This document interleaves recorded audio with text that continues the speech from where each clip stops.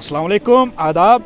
मैं ज़ाकिर मलिक भलेसी हूँ और आज मैं भलेसा के एक कलाकार, फ़नकार, एक्टर और मॉडल जनाब राजा सरफराज साहब से आपकी मुलाकात करवाऊँगा। दोस्तों, इससे पहले मैं आपको ये बता दूँ कि भलेसा एक ऐसी सरज़मीन है जिस सरज़मीन ने जहाँ ग़ुलाम रसूल आज़ाद और ग़ुलाम नबी आज़ाद जैसे पॉलिटिशियन जो हैं वो पैदा किए। इस सरज़मीन ने बड़े बड़े एजुकेशनिस्ट जैसे प्रोफेसर उमरदीन मलिक साहब, अब्दुल अजीज़ भट्ट साहब और सुल्तान खान साहब जैसे लोग पैदा किए। वहीं इस सरज़मीन ने कई संगीतकार और गुलकार भी पैदा किए। इनमें से एक मल्टी टैलेंटेड पर्सनैलिटी जो उभर के सामने आ रही हैं वो राजा सरफराज हैं, जिन्होंने फिल्म इंडस्ट्री के अंदर अपना लोहा मनवाया है और कई सीरियल्स में काम किया है। आइए हम उन्हीं से बात करते हैं। राजा सरफराज साहब, आपका बहुत बहुत इस्तकबाल है। Thank you sir, thank you so much. Raja Sarfaraz साहब, आप अपने बारे में थोड़ा सा बताइए कि आपने किस तरीके से अपने कैरियर की एक शुरुआत की। आप भलेसा के एक छोटे से गांव किलोतरान के रहने वाले और वहां से उठ के आप मुंबई और इस तरीके के बड़े सिटीज़ में पहुंचे और वहां अपना लोहा मनवाया। कैसे आपने शुरुआत की, इस बारे में? सबसे पहले तो मैं मशकूर हूँ। I really appreciate your achievements. मेरा मुझ में इतनी हिम्मत नहीं है कि हम एक वार्तालाप करें, खास करके इस तरह से। I am not here as a celebrity, या अभी तो बहुत करना है। आपने जिस फहरिस्त का नाम लिया अर्लियर, उस फहरिस्त में मुझे जुड़ना है, लेकिन मुझे मालूम नहीं इस जन्म में हो पाए या नहीं हो पाए। ये ऐसे लोग हैं, दीज आर आइकन्स, आर इंस्पायरेशंस। मैं इनकी तहदिल से रिस्पेक्ट करता हूँ द वे। देन आपने जो काम किया सोसाइटी के लिए और कर रहे हैं आर्ट क्राफ्ट्समैन कल्चर के लिए, दिस इज़ रियली अप्रिशिएबल।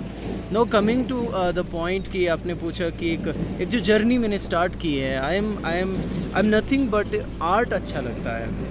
तो जिस फहरिस्त की मैं जिक्र कर रहा था, उस फहरिस्त में जो लोग जिन्होंने पूरी उम्र काम किया है समाज के लिए, भले से एक ऐसी जगह है जहाँ पे तब अगर सोशल मीडिया होता तो ये लोग एक टॉप लेवल के आइकन होते, ये अवार्ड्स विनर होते, इनको साहित्य अकेडमी ने, इनको बड़े बड़े अवार्ड्स मिले होते।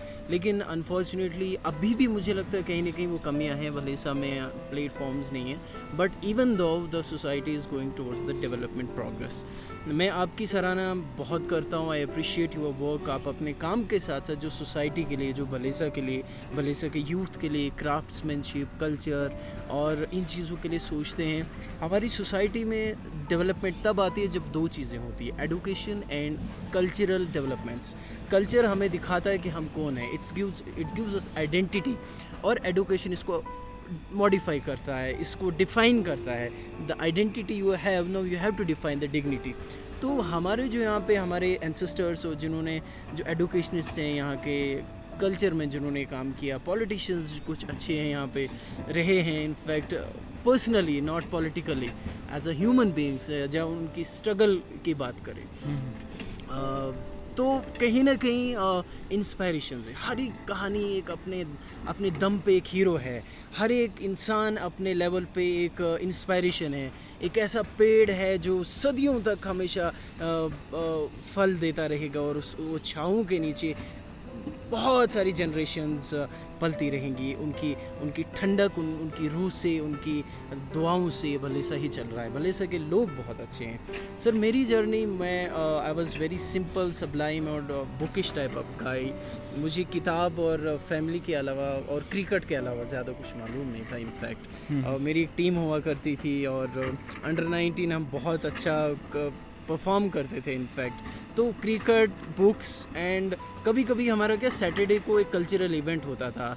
गवर्नमेंट स्कूल्स में मैंने 10th तक गवर्नमेंट स्कूल, 8th तक प्राइवेट स्कूल, उसके बाद 2 साल मुझे गवर्नमेंट स्कूल इनहाड़ा मैंने हाई स्कूल से मैंने 2 क्लासेस 9th 10th स्टैंडर्ड किया।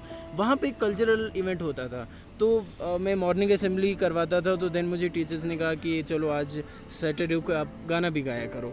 तो वहाँ से कहीं ना कहीं मुझे deep root down the earth, मुझे अगर मैं देख लूँ अपनी जर्नी को ट्रैक करूँ, तो मैं हमेशा ड्रिल कमांडर हुआ करता था, योगा कमांडर हुआ करता था अपने स्कूल में, एंड देन मॉर्निंग असेंबली में हफ्ते में 4 बार मैं करवाता था। तो वो एक एनर्जी मुझे मिली थी, पॉजिटिव एनर्जी, प्लस एक टू बी फ्रेंकली सेइंग एक वो जो डर होता है कि how to behave in public, how to take the offend knowledge to speak on anything कभी भी, तो वो एक बच्चे को उस तरह से culture, that's why I always prefer to do cultural activities with the side by side of education.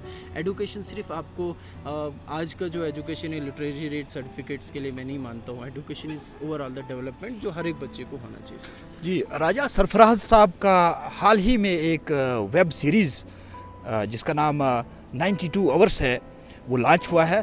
उसके बारे में कुछ बताइए कि वो उसमें किस तरीके की अदाकारी आपने की है 92 आवर्स में। सर 92 आवर्स जो वेब सीरीज़ है प्राइम फ्लिक्स पे अभी वर्ल्ड वाइड रिलीज़ हुआ है। अभी एक हफ्ते से it's on the top rating, number 1 पे है प्राइम फ्लिक्स में।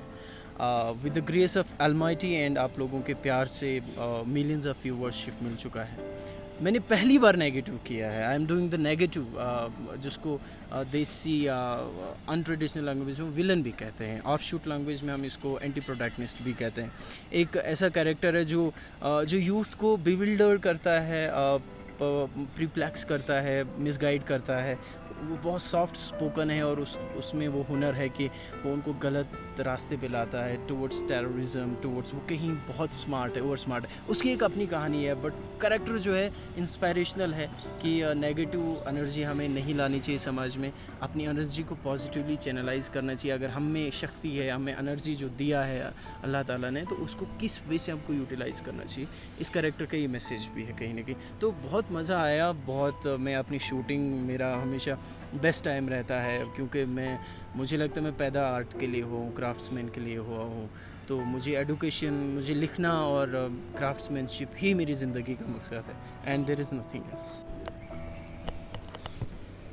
दोस्तों, आपको राजा सरफराज की बातों से ये लग रहा होगा कि राजा सरफराज फिल्म इंडस्ट्री के अंदर सिर्फ एक्टिंग या मॉडलिंग करते हैं, लेकिन ऐसा नहीं है।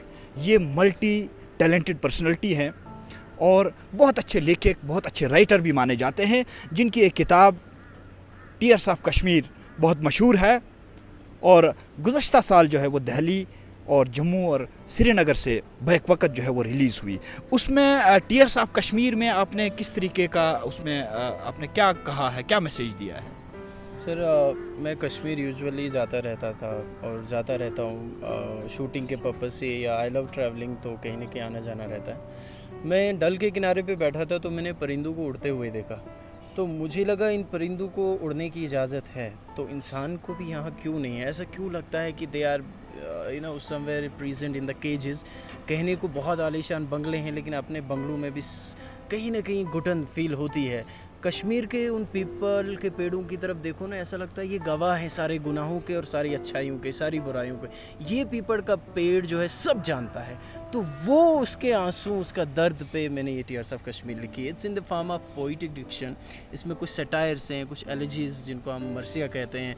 मैंने लेटर लिखा है सर मोहम्मद इकबाल को एज ए राइटर कि मैं थक चुका हूँ, लोग मेरी सुनते नहीं हैं, आप दोबारा से या आप जैसा कोई आ जाए और आपका दर्द लोगों तक बयां करे, ताकि वो जोड़े। जिस तरह से आपने काम किया था पार्टीशन ऑफ इंडिया जब हुआ, तो लोगों को जोड़ने में कितना आपने काम किया। फैज़ अहमद फैज़ से तलब किया है मैंने वो चीज़। तो it's an odd also odd to the writer. Saadat Hasan Manto की से मैं बहुत मुतासिर हूँ, उनकी सारी कहानियों से। तो मैंने उनको कहा कि आपका जैसा आउटस्पोकन एक राइटर तो हैं बहुत सारे, लेकिन उनकी सुनता नहीं, कोई रीडिंग नहीं करता। किताब कोई शायद सिर्फ एडुकेशन वाले पेपर पास करने के लिए ही किताब पढ़ी जाती है, लेकिन किताब का जो रीडिंग कल्चर है वो ख़त्म हुआ, न्यूज़पेपर रीडिंग कल्चर ख़त्म हुआ। तो कहीं ना कहीं यूथ से भी मैं हाँ बोलता हूँ कश्मीर के यूथ को कि आप में एनर्जी जो है, आप कल के यहाँ के फ्यूचर बन सकते हो। आप कश्मीर आपका है, आप इसे संभालिए, आप अपनी नेशन को संभालिए। पीसफुल मैसेज है। शुक्रिया सरफराज जी। ये दोस्तों, ये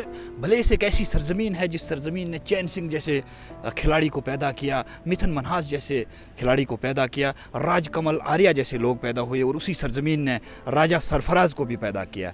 यही इनसे मुलाकात जो है वो आप तक पहुंचाने के लिए मैं आज आपके सामने आया था। फिर आपसे कहीं मुलाकात होगी। आदाब।